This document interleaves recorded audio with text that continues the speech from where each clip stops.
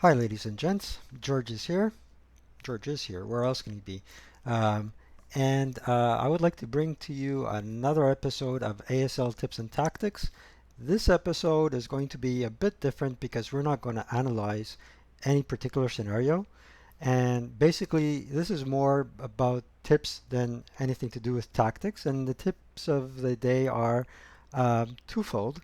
One is how to enjoy ASL, and two, I'm going to bring you the rule of the week. Right, so the first thing you need to know about playing ASL and enjoying it is it's okay to take a break once in a while. Life should come before the hobby, and after all, the hobby should remain a hobby. Well, a few people might say that they've made their principal occupation a hobby and they enjoy it, and that's great too. But I guess what I'm trying to say is too much of anything can be no good. So, on to our second slide.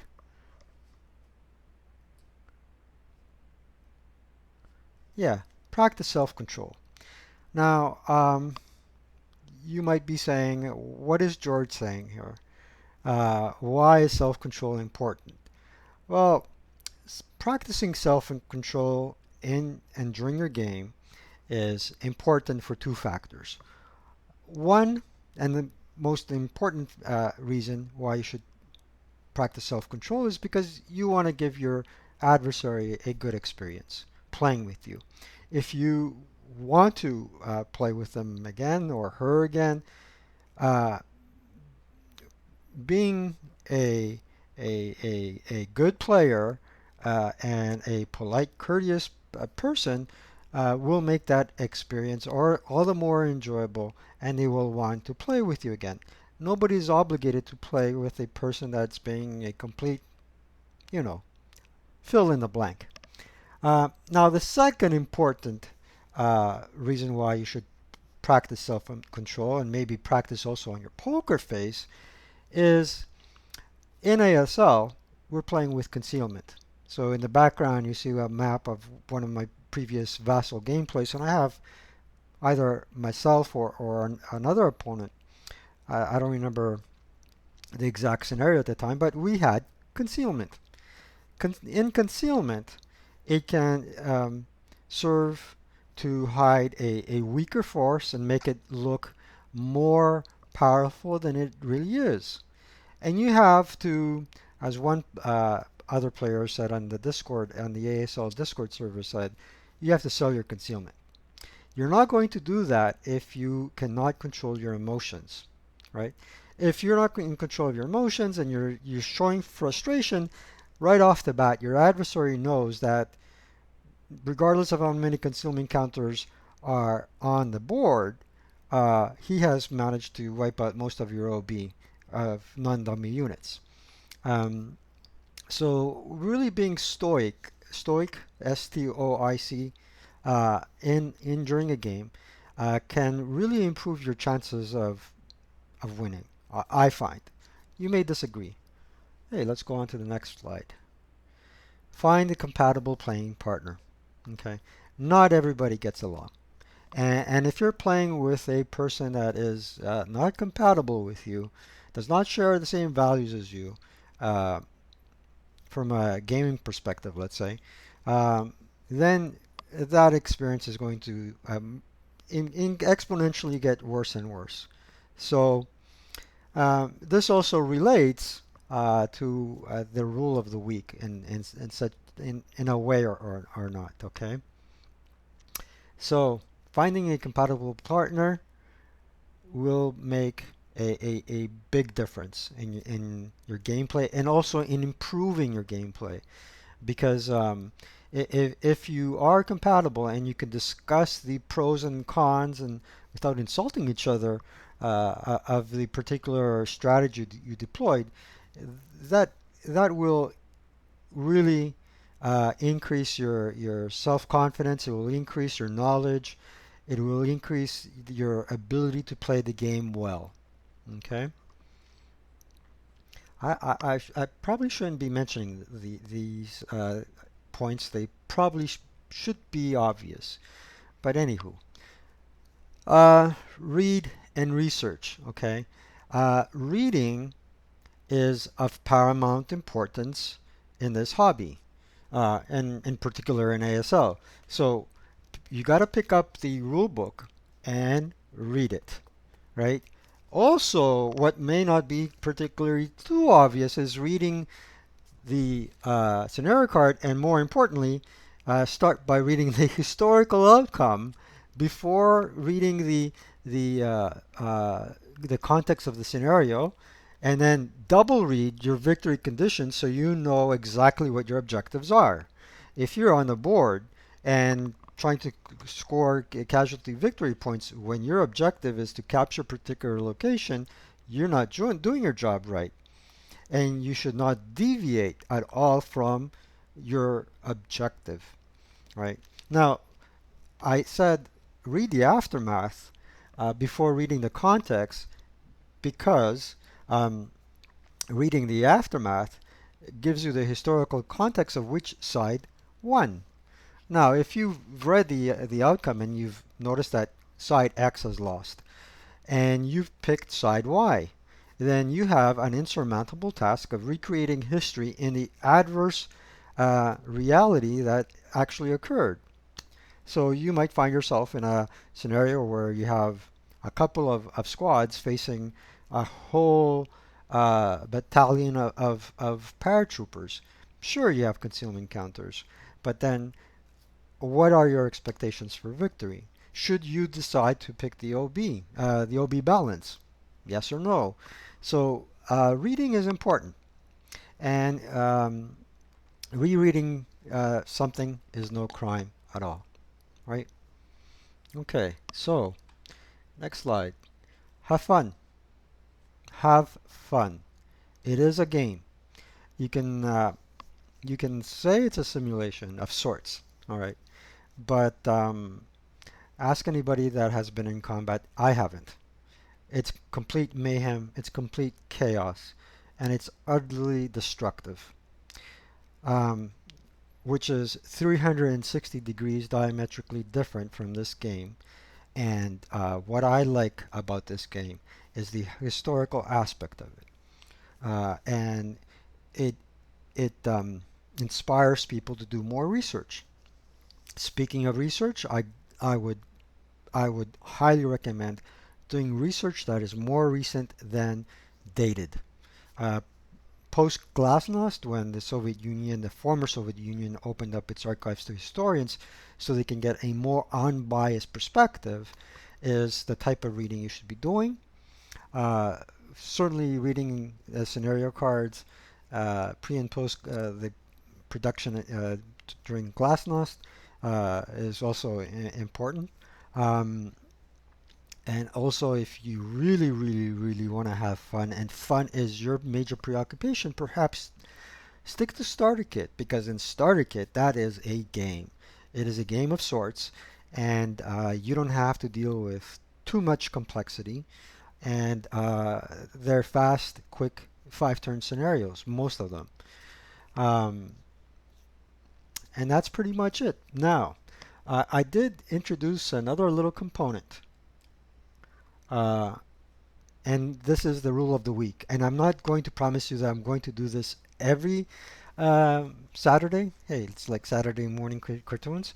But once in a while, I'm going to um, dive into a particular rule and uh, paraphrase it to you.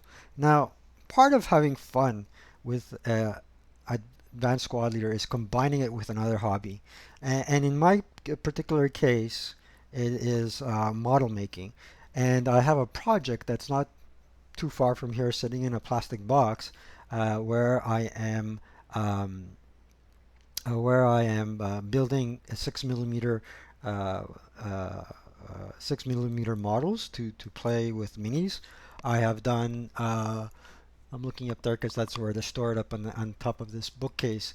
My maps, and I've done some dice towers, and I'm planning to do another dice tower with recycled, reclaimed wood from a tangerine case.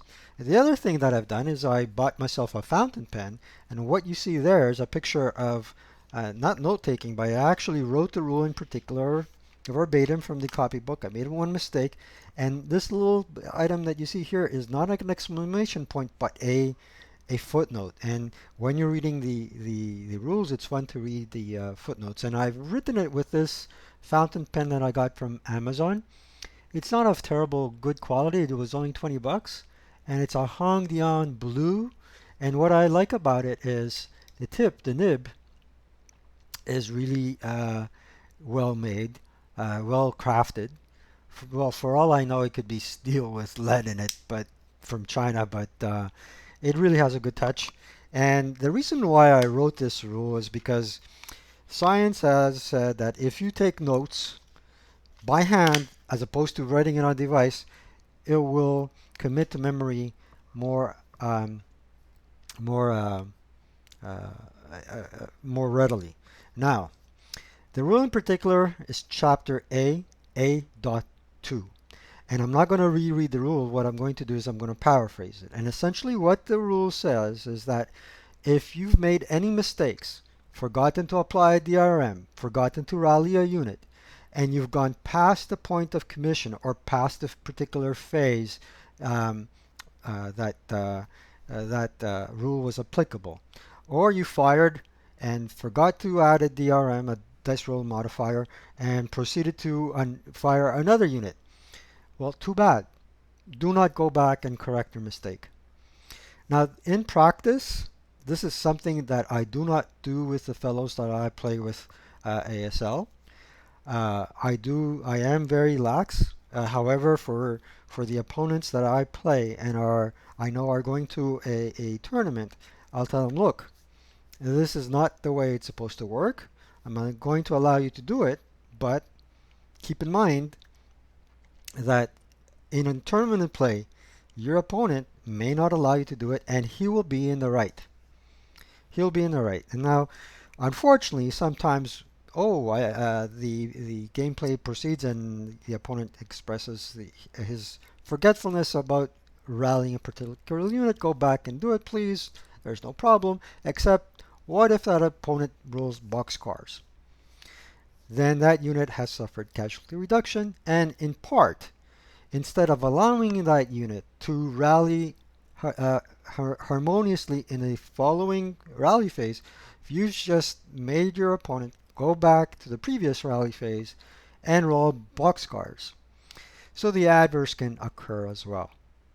Now, I did mention that this little item here, where it reads, all right, the game cannot be backed up to correct the error, even if such error is a violation of the rule. That is not an exclamation point, it's a footnote.